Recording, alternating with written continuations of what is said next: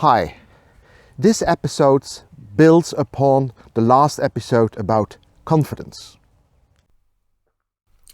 It's about politics. This quote I read in Philosophy magazine last week. Populism does nothing more than offer simple solutions to complex problems. I would like to add this one. Traditional politics does little else than offer complicated solutions to complex problems. I base my story on my own experiences. Until December 1, 2019, I was a city councillor.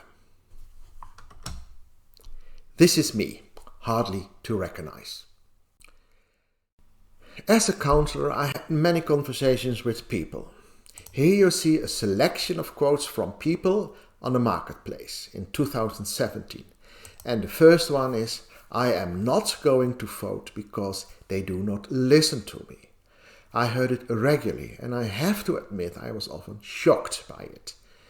Apparently, system trust is very low. A second one is, "I work at a construction company with 15 people. We have to hire a 16th for all the paperwork." And the third one is, "I work at healthcare and I spend 30% of my time on administration, maybe more."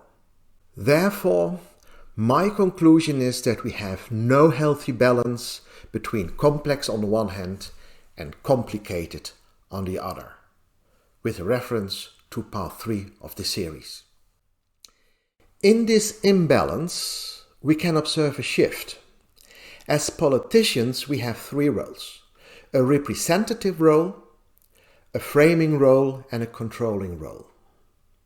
In recent years, and this has been a process of decades, we are increasingly focusing on control.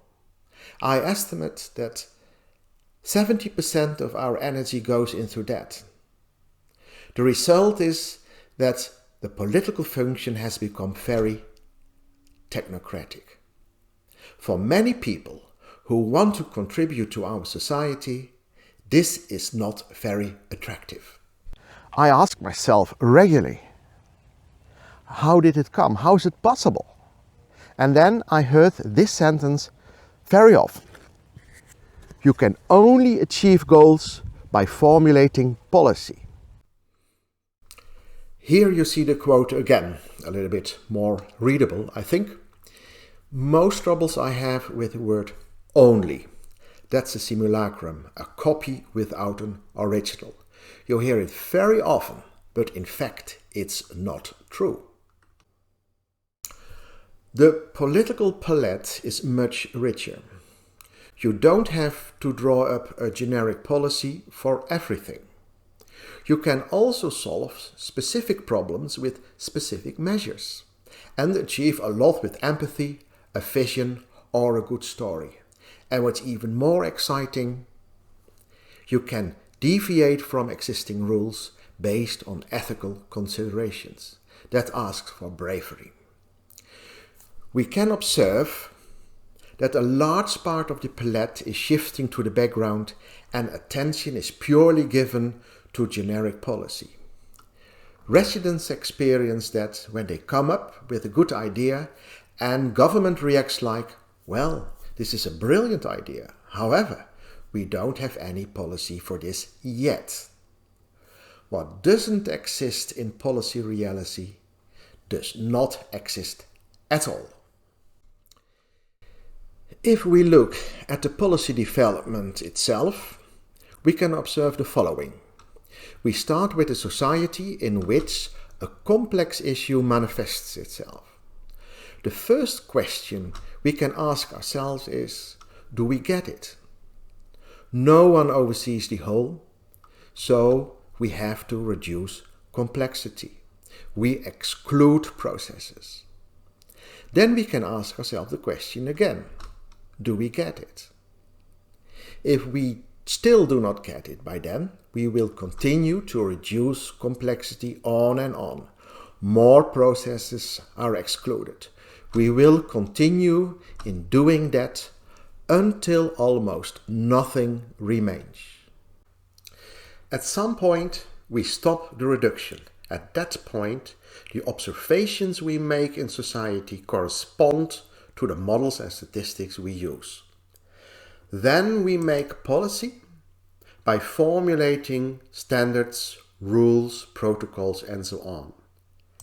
We impose these on society. What we fail to do is to look back. We have made many reductions on our way to policy. What are the consequences of that? What remains of the original problem?